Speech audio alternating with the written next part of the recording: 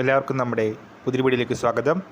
നമ്മളിൻ്റെ video Kerala state women development കോർപ്പറേഷനിൽ വന്നിട്ടുള്ള assistant നോട്ടിഫിക്കേഷനെ പറ്റിയിട്ടാണ്.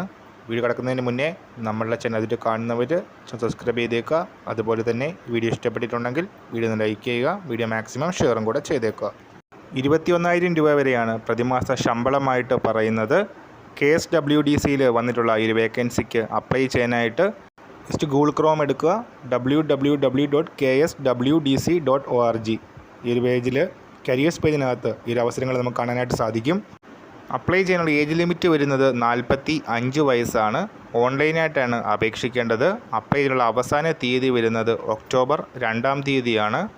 കരാറടിസ്ഥാനത്തിലുള്ള കോൺട്രാക്ട് ബേസിലുള്ള അവസരമാണ് വന്നിരിക്കുന്നത്.